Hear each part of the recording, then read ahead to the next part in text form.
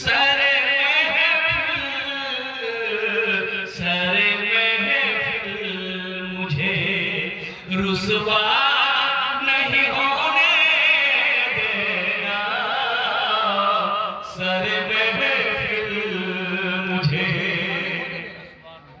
رسوا نہیں ہونے دینا،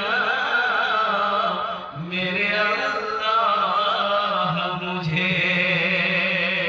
اور یہ شعر میں آپ تک پہنچانا چاہتا ہوں۔ آج بہت اچھا ڈیبیٹ ہو اور مناظرہ کہہ لو، اسلام اور کفر کا